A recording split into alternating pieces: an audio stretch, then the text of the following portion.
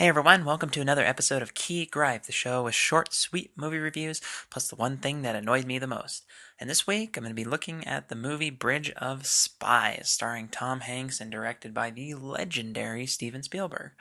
So, just to kind of set the stage, what is Bridge of Spies? Bridge of Spies is you could call it an espionage type of thriller. It's more of just like a Cold War drama, basically about this Soviet spy who's captured in the U.S.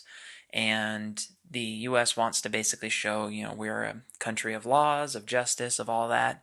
So what we're going to do is put this guy on trial, even though we know he's going to be convicted and all that, but we're going to put him on trial anyway, just to at least show the world, we're doing our due diligence. We're not just executing people, kind of to be that cut above. So they hire a insurance lawyer played by Tom Hanks to basically take this guy and defend him. He's kind of the sacrificial lamb to defend this guy, but it's one of those things that'll work in his favor. It's like kind of a big deal. He'll get some notoriety and fame and all that stuff. So but all he has to do is defend this guy. But they choose a guy who actually is going to take it seriously. Tom Hanks is not just going to, go through the motions. He actually is going to defend this guy, and he's going to use every legal means to do so. And as he does this, obviously, it kind of irks the people who are trying just to convict him and get him thrown in jail or killed, executed. So, but Tom Hanks, continually, is basically defending this guy without ever asking if he is guilty or not. He's not interested in whether or not this guy is guilty. He's interested in just doing a proper defense. And ultimately, what he does is the guy is guilty. No spoilers, but he's guilty. And Tom Hanks basically has to, try to appeal to the better judgment of the court and basically say you can't execute this guy because we might need him at some point. Because throughout the first part of the movie, there's also this like secret program that's going on. You're not sure what it is. You know that it's some kind of like spying mission, secret spy program that they're working on. And as expected, when he says, we can't kill this guy because we might need him later, and they ultimately spare his life and say you're going to spend, the next 30 years in prison, which means he's going to die in prison. But then a pilot gets shot down over the Soviet Union, and so now the Russians have an American hostage, prisoner basically, while the Americans have, this spy. And so now it becomes this, okay, how do we trade off? How do we get this, how do we trade between the two? And as they're negotiating this, like to get the two, to find a neutral ground, and they ultimately choose East Berlin, which at the time obviously was occupied by the Soviets. But it was also it was starting to become a real dangerous place, because this is when the Berlin Wall was starting to be constructed, was because people were jumping over the border to West Berlin into try to be in the West Germany part, which was not occupied by the Soviets.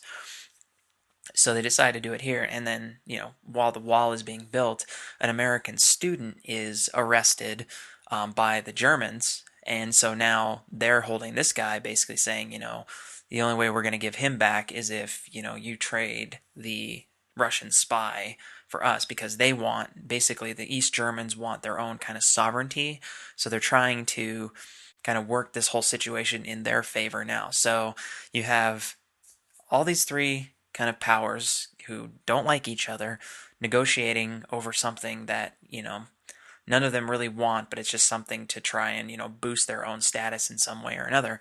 And in the middle of this is Tom Hanks's character, this lawyer who's basically now he's forced to negotiate with two superpowers. He's not even a political figure, and in fact, they make that very clear that he can't say that he's affiliated with the government. He's just there as a negotiator, basically.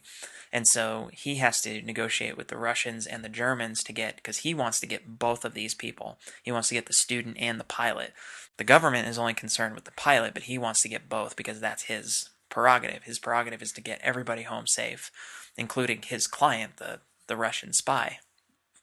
And so ultimately, Bridge of Spies is kind of this, the title for the climax of the movie, which is, once they negotiate this deal, and it goes pretty poorly along the way, but he does negotiate this deal with both the Germans and the and the Russians to make the exchange on this bridge between East and West Berlin, basically. And, but in that whole thing, it's kind of this like, game of inches where, the Russians say they're going to bring their guy across the bridge, or they're going to they want him to send his guy, and then they'll send the other, the American. But then the Germans are going to bring their guy at a different checkpoint. So it's all about timing. It's like it's a game of chicken, basically. It's like who's going to break first.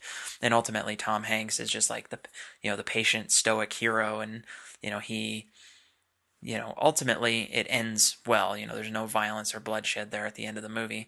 It's just this, the exchange does go smoothly, and he returns to America a hero after basically being vilified for trying to defend this Russian spy. So, it does have kind of a neat, tidy, happy ending.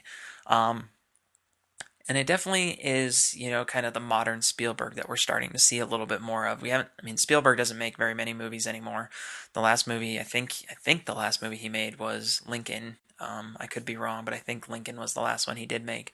And Lincoln was, there was a little bit of battle here and there, but for the most part, it was a drama. It was a talking movie. It was, about the people or a situation, in this case a very specific situation.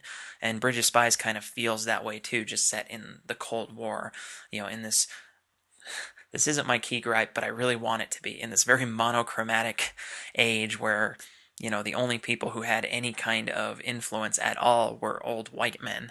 So I think about halfway through the movie, I was like, okay, are there any other people in this movie, or is it just old white people? Because every time they introduce a new character, it's an old white guy. I'm not making that my key gripe, but I really wish I did. Um, but you have Tom Hanks, obviously doing the most of the legwork in this movie. Amy Ryan plays his wife, and Amy Ryan's a fantastic actress, so she kind of brings that complexity to his character too. As like she supports him, she loves him, but she doesn't want him to do something dangerous. She doesn't want him to do something that's going to jeopardize his career, his family. Then you have Alan Alda plays his boss. He's just kind of Alan Alda the way he is. Um, I don't know the name of the actor who plays the Russian spy, but he does a fantastic job.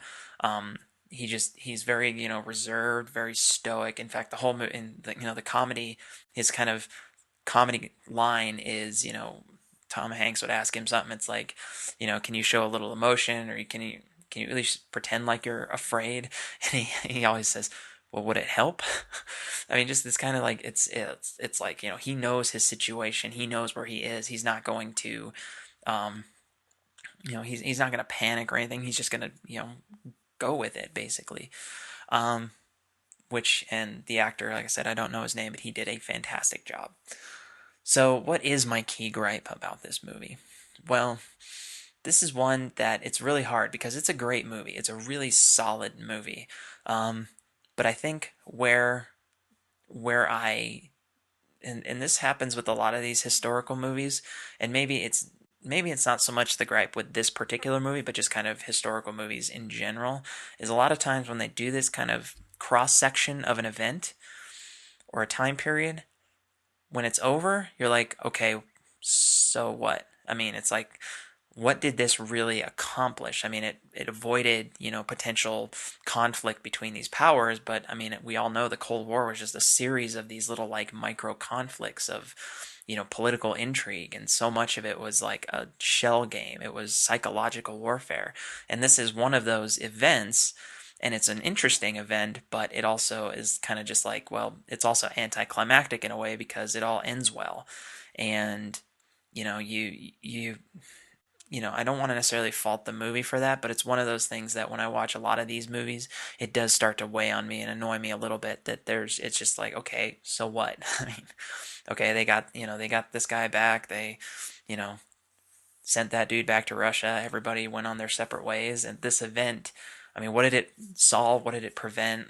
They don't really get into that too much. It's just sort of, built up in the story and implied toward the end there. So my key gripe is that it's just kind of, well, what's the point? um, but if that's the key gripe, then that should tell you it's a really good movie. It's well acted, well directed, well written. Could use a little bit more humor here and there because Tom Hanks just brings that aspect to his personality all the time. But overall, I'm not going to fault it for that. It is a very solid movie. So I'd give it a very positive review. 8.5 out of 10, which for this year is pretty solid. It's been a fun year, but not a great year so far. But we're getting into movie season, so all right. Thanks a lot for watching. Catch you next time on Key Gripe. Keep watching the movies.